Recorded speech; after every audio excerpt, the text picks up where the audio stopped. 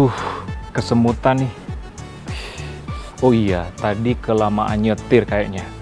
Kesemutan atau kebas, pemirsa, seperti saya nih, mungkin seringkali kita alami, sebagian besar kita mengalaminya, ditandai dengan rasa kaku, atau rasa nyeri, atau rasa gatal pada area tertentu, bisa tangan, bisa kaki. Nah, kadang-kadang kita anggap sepele karena sering kita alami. Yang jadi pertanyaan, apakah ini petanda penyakit serius atau tidak? Nah, di Bincang Sehat kali ini, saya Dr. Ekles akan bersama dengan Dr. Lilis, spesialis saraf, untuk membahas selengkapnya. Kesemutan atau kebas, Dr. Lilir, kenapa sih atau kapan sih orang sering mengalami kesemutan? Ya, jadi kesemutan itu sering banget tuh Dr. Ekles, ya kan? Kalau misalnya nih, kita nongkrong aja lama, jongkok, terus mau berdiri, itu biasa kesemutan. Kita duduk bersila di bawah, itu juga lama-lama kesemutan, bener nggak? Berarti karena posisi yang terus-menerus? Posisi kita terlipat, atau misalnya tertekan gitu, kita suka tuh kesemutan. Oke, nah apa sih kesemutan itu, dokter? Oke, kesemutan kalau di istilah medisnya itu namanya parestesi. Ya, jadi suatu gangguan dari saraf sensorik. Nah, saraf itu ada 3. Jadi ada motorik, sensorik, dan otonom. Ya, otonom. Nah, jadi kalau kita mengibaratkan sebagai kabel gitu ya, jadi seluruh tubuh ini ada kabelnya. Kalau misalnya kabelnya tuh lecet, atau tertekan, atau rusak, nutrisinya kan nggak nyampe tuh. Nah, bagian yang dipersarafi itu bisa mengalami kesemutan, rasa terbakar, kebas, iya, lain-lain semua gejala sensorik. Selain masalah waktu tadi, ada lagi kah penyebabnya kesemutan atau kebas ini, dok? Oke, penyebabnya macam-macam. Jadi memang ada 2 macam tuh, ada kesemutan yang normal-normal aja, ada yang harus diwaspadai, kan gitu. Kalau yang normal tadi kayak misalnya hanya tertekuk, terus digerak-gerakin, hilang. Atau misalnya kita tidur, ketindihan, terus bangun, digerak-gerakin juga hilang, itu normal. Itu normal? Nah, tapi ada nih yang harus diwaspadai nih Dr. Ekles nih. Misalnya nih ya, kok kesemutannya ada di tangan ya, di jari-jari tangan, terus menerus, seperti itu. Ada gejala lainnya seperti kelemahan, seperti itu, nah itu yang harus diwaspadai. Berarti mungkin bagi pemirsa di rumah yang menyaksikan, berapa lama sih waktu kesemutan atau kebas yang harus kita waspadai? Contoh dokter bilang tadi kan kalau dalam jangka waktu lama, petanda sesuatu yang buruk. Nah, berapa lama sih? Mungkin 5 menit, 10 menit udah langsung hilang, berarti itu akan baik-baik saja. Gimana, dokter? Ya, kalau misalnya nih kesemutan terjadi lebih dari misalnya 1 jam gitu ya, di sisi sebelah tubuh sebelah aja gitu. Nah, itu bisa merupakan suatu gangguan dari peredaran dalam otak, itu bisa seperti itu. Jadi yang perlu kita waspadai kalau lebih dari 1 jam, dokter ya? Ya. Nah, yang penasaran nih, saya juga penasaran, kenapa sih sering terjadi di tangan, kaki? Apakah ada faktor lain selain faktor posisi atau gimana, dokter? Sebenarnya kesemutan itu bisa terjadi di seluruh tubuh. Baik. Jadi saraf itu ada di seluruh tubuh kecuali rambut dan kuku. Jadi bisa di mana aja. Yang tersering selain di tangan sama di kaki itu bisa di kepala atau di wajah. Nah, itu bisa tuh di mulut, sekitar mulut, atau bahkan di lidah. Oke, berarti dilarang senyum terlalu lama ya, dokter? Oh, bagus malah, karena bagus kan malahan. Sirkulasinya bagus, berarti udah sirkulasi darah gitu kebuka. Baik, dokter Lilir. Nah, kesemutan atau kebas kan kadang-kadang kita rasa hal sepele ya, karena mungkin semua kita sudah pernah mengalaminya. Tapi yang jadi pertanyaan, apakah ini juga merupakan suatu tanda dari penyakit tertentu atau mungkin yang serius? Gimana, dokter? Bisa jadi kesemutan itu suatu tanda dari penyakit yang lain. Misalnya, bila kesemutan terjadi di jari-jari tangan, terutama di 3 jari tangan ya, ibu jari, telunjuk, jari tengah, dan setengah jari manis. Itu biasanya merupakan tanda dari carpal tunnel syndrome. Ya, carpal tunnel syndrome. Suatu jepitan saraf medianus ya di pergelangan tangan. Nah, hal itu bisa terjadi apabila kita sering melakukan gerakan repetitif seperti ini, menekuk seperti itu ya. Nah, itu bisa terjadi. Yang kedua, misalnya kesemutan yang terjadi menjalar dari pinggang sampai ke kaki. Nah, itu bisa tandanya saraf terjepit, gitu. Saraf terjepit di punggung. Ya, benar. Atau lagi misalnya ada kesemutan yang menjalar dari leher ke lengan. Leher ke lengan, oke. Itu bisa tanda dari adanya jepitan saraf di saraf servikal atau saraf di leher. Yang lain lagi yang paling sering terjadi adalah karena kekurangan vitamin neurotropik, vitamin B. Pada juga orang dengan diabetes itu sering sekali, sekitar 50% penderita diabetes itu mengalami yang namanya neuropati perifer. Benar. Jadi mengalami kebas, Kebas, kesemutan ya. di ujung-ujung jari tangan, jari kaki, seperti itu ya dok. Penyakit lainnya lagi, misalnya hipotiroid, Ya, bisa hipotiroid.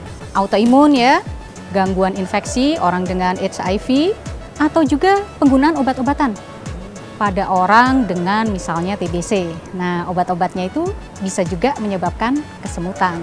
Kesemutan. Nah, gejalanya atau rasanya yang perlu kita waspadai apa dokter? Ada gejala khusus atau misalnya gini, ada kan kesemutan, sensasi rasa nyeri, sensasi rasa kebas, gatal atau sebagainya. Adakah rasa tertentu yang oke ini harus kita waspadai? Jadi yang penting kalau kesemutan itu dia terjadinya misalnya terus-menerus gitu ya, dan disertai gejala lainnya tanpa ada penyebab yang jelas. Tadi kan kalau tertekuk, oh Ya. ini emang tertekuk gitu Ya. ya, atau tertindih, oh sarafnya tertindih, begitu rilis tindihnya atau tekukannya di stretching sebentar langsung hilang.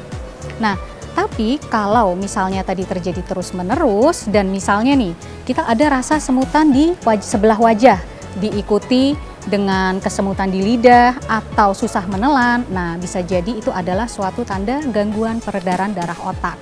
Seperti itu Dr. Ekles. Dokter Lili, ada kan aktivitas-aktivitas sehari-hari yang harus kita lakukan, kadang-kadang mengendari sepeda motor, sepeda, atau mungkin ada yang duduk berjam-jam.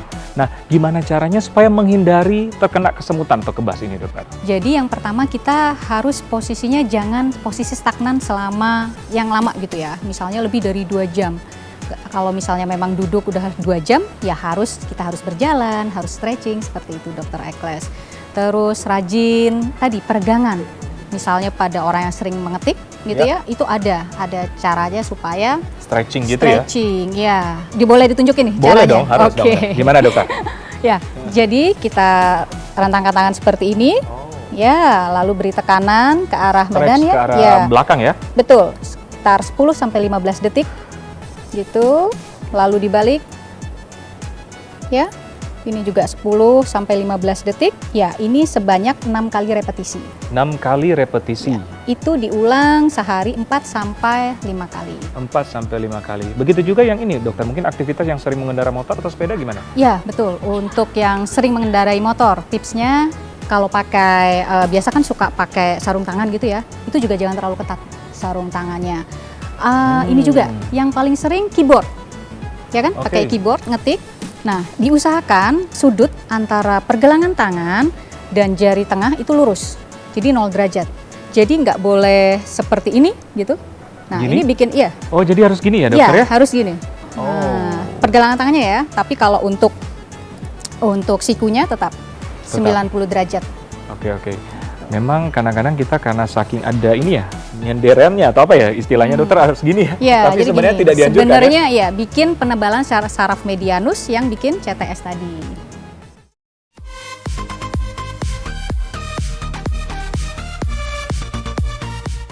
Dokter Lilit, bagaimana sih tips untuk menghilangkan kesemutan atau kebas ini, dokter?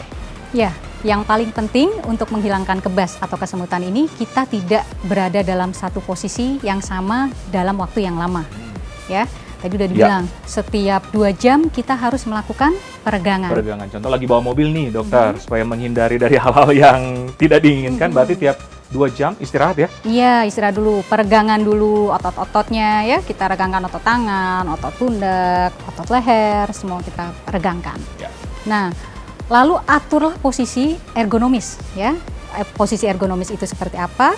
Misalnya gini, duduk itu harus tegak 90 derajat. 90 derajat? Ya, punggungnya 90 derajat, lututnya juga ditekuk 90 derajat, dan ankle atau pergelangan kaki juga 90 derajat. Jadi jangan kita kayak suka kalau pakai heels, nah itu nggak bagus, itu akan bisa bikin kesemutan. Nah, yang penting lagi dijaga asupan nutrisinya. Nah, Asupan ini, nutrisi, dok. jangan sampai kita kekurangan vitamin B, Setuju. terutama vitamin B12. Nah, apa aja tuh sumbernya? Bisa dari ikan, itu ada ikan sarden, ikan tuna, ikan salmon. Ya. Selain itu daging sapi, keju, telur, itu juga mengandung vitamin B. Selain itu kalau dari sayuran kita bisa mengkonsumsi bayam, jamur, juga tempe. Dokter, mungkin ini masyarakat juga bertanya-tanya dan saya pun bertanya-tanya. Contoh kalau kita sudah mengalami sedang kesemutan atau kebas, bisakah digerak-gerakkan langsung atau harus dalam keadaan rileks atau gimana, dokter? Iya, betul. Kalau misalnya memang kita sudah kesemutan, kita harus langsung melakukan peregangan. Langsung? Kita harus Oke. melakukan peregangan, ya misalnya kita berganti posisi. Ya, misalnya tadi dari duduk, ya kita ke berdiri, lalu mungkin berjalan, dan dilakukan peregangan ototnya. Seperti itu. Jadi langsung dilakukan stretching ya? Iya, betul, stretching. Oke. Pemirsa, demikianlah bincang sehat saya bersama Dr. Lilir. Semoga bermanfaat. Saya Dr. Ekler bersama Dr. Lili, spesialis saraf untuk Hidup Sehat Plus.